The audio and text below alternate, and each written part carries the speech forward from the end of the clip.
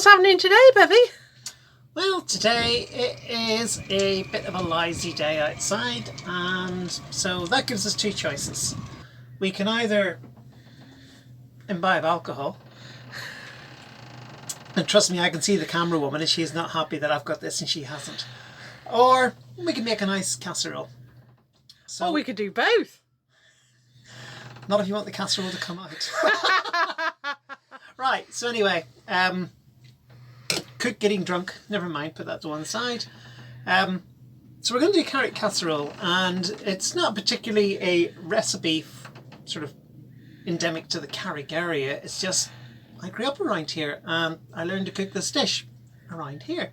So we thought we'd make it topical and have a Carrick Casserole, the sort of thing that I used to eat all the time on a Sunday afternoon when I lived around here. And it's a very, very simple dish, doesn't require a huge amount of effort, just requires a reasonable amount of time. So what we've got, we just get straight in.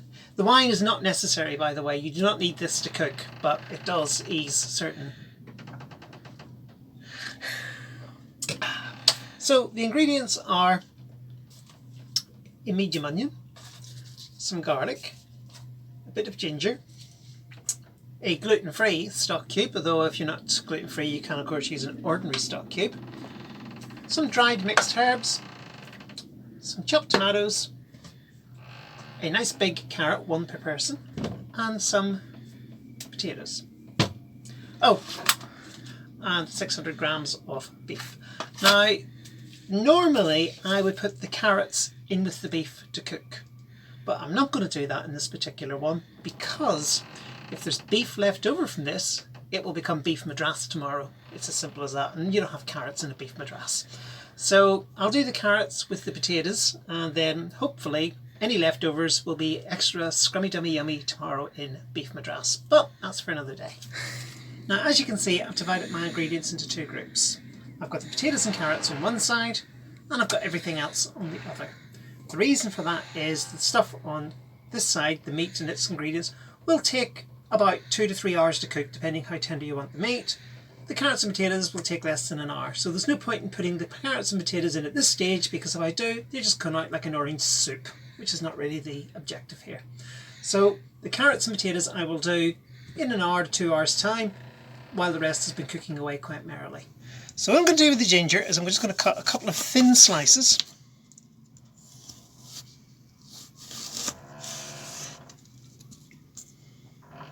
Or maybe 3. Oops, maybe 2.5.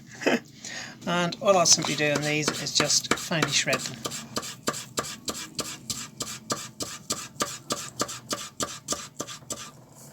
As you can see, I have got some of the onions, most of the onions, very coarsely chopped because I want this to survive to the end of cooking.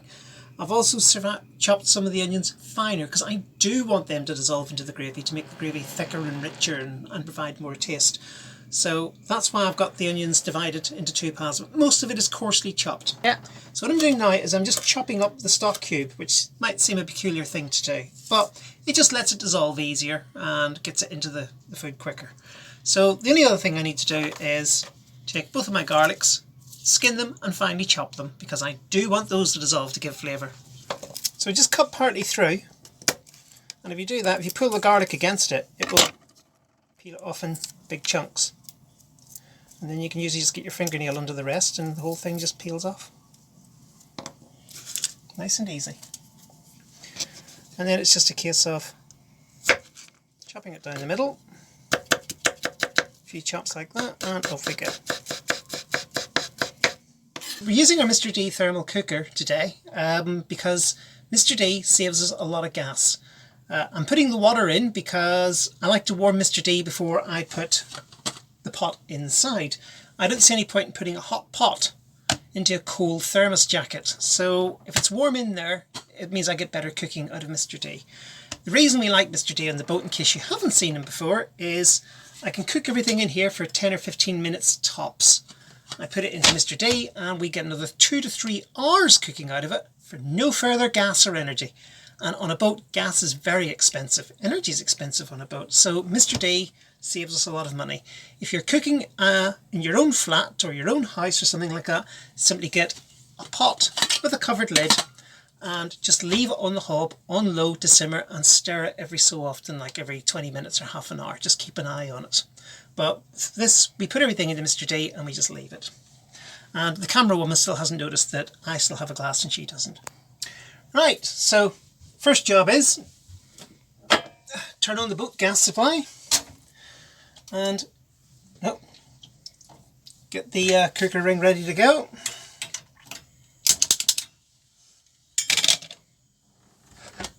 I've got to hold this in for a few minutes because of a safety device. There we go. Basically it stops us filling the boat with gas and then blowing ourselves to kingdom come. So I've put the pot on and we'll get out some oil, add it in. No particular amount, a puddle of about that size in the bottom. You can just about see it. And I've done all this chopping to get everything ready so that I don't have this bubbling away in the background. There's no point in me having this running for 10 or 15 minutes while I chop things up. That's not how it works on a board. So in goes my onions and my garlic. And we'll just get the onions in there to turn transparent, maybe get a little bit brown around the edges. I find it sweetens the onions if I do it that way. And then we'll put in the other ingredients. Alright, so it may look a bit odd grinding the pepper, the pot's over there, but I've still got the lid on. And as you can see, I've got about a teaspoon of pepper in there now. Yeah. It's just an easy way to gauge it. And I'll do the same with the salt. Well, the onions are just starting to look transparent, so time for everything else to go in. Must remember not to add the paper. If you have fresh herbs, use fresh herbs. This is just dried mixed herbs. Yeah. I'm going to add my chopped tomatoes now just to stop this from drying out. And then I'll add about the same amount again in water. Now this is an ingredient that I didn't used to add when I was a kid. It is red split lentils. And the reason I'm using it is a lot of people thicken their gravies with flour. We can't do that because we're doing it gluten free. We could thicken it with corn flour, but what we generally do these days is we put lentils in. If they're in here for about 2 hours, they dissolve away to nothing, but they do cause some thickening. So I'm just going to cover the top surface with lentils. Anyway, I've now been asked to opine about the meat. Now, since I'm holding forth, I will... Some people will brine their meat to give it a nice finish and the rest of it, but I find that after it's been in here 2 or 3 hours, whether you brine it or not, it doesn't come out looking too much different. So rather than brining it, which some people say dries the meat out, I'm just going to put it in as it is. It's less work for me, less cooking, less gas gets used, but if you want to brine it, feel free to do so. Dust it in flour, put a bit of salt and pepper for seasoning, get the little pot, turn the cubes individually, put them in a warm oven tray, things like that. I don't have the time for it. I've got lots to do this afternoon, so this is just going in as it is, straight from the packet. If that makes you want to scream, go ahead. I can't hear a thing. So I'm going to let that cook for 10 or 15 minutes. I want it simmering and bubbling all over. Once it gets that, it will go into Mr. D and we will go and do some boat work for 2 or 3 hours. Cheers. Okay, so we've got a nice rolling boil starting, and I'll just give that a quick stir. And then it's into Mr. D.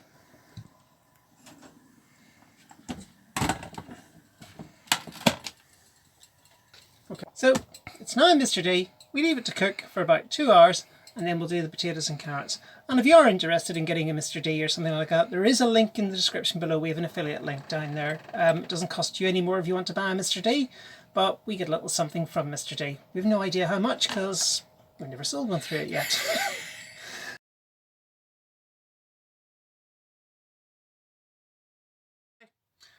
Welcome back. It's a couple of hours later and yes, I'm still on the red. And she still hasn't given me any. True. Now, I had to nick it myself. you got to nick your own. So what I've done is I've got my potatoes, which I've peeled, and I've got my carrots, which are in there too. Like I said, normally I would put them into the stew, but the casserole. But because I want to turn any leftover into beef madras. I don't want carrots in my curry, so I'm just going to do them in here. So what I'm going to do is get the cooker going. So what I'll do is I'll just let that cook, then it will go in here. The glass lid will, whoop, the glass lid will come out, that will go in on top, and we give it another hour or half hour or whatever it takes to cook those potatoes. I can always check them by the good old fork test. Well, this is about ready. So it's time to go into the cooker. So I'll take my glass lid off. I'll give it a quick stir in there, why not?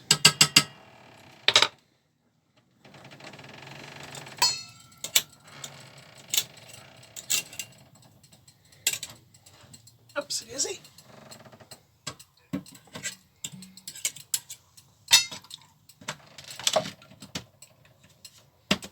I'll leave that for a while. Give that half an hour or so, and then I'll give it my special fork test. This fork does not light up or make musical tones. Ah, well, the carrots and potatoes are going in, and Beverly has done her glazing, which we love. Yeah. I'm just giving them a little bit of browning because it looks nice on the plate. Yeah.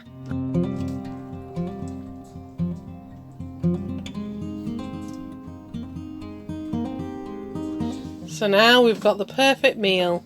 Carrick casserole and a glass of wine. Yum, yum, yum.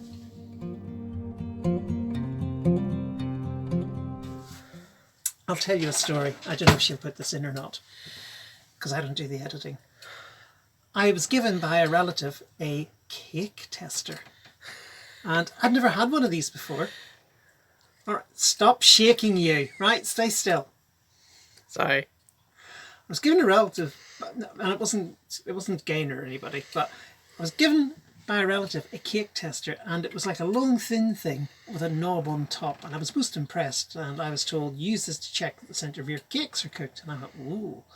So the next time I cooked a cake, I got out the cake tester, and I wasn't too sure it was going to happen. I thought maybe there was like a thermocouple on one end, and I would put it into the cake, and if it was exactly the right temperature, the knob in the end would say light up white, and if it was the wrong temperature it would go, I don't know, red or orange or blue or something. So I stuck it into the cake and nothing happened.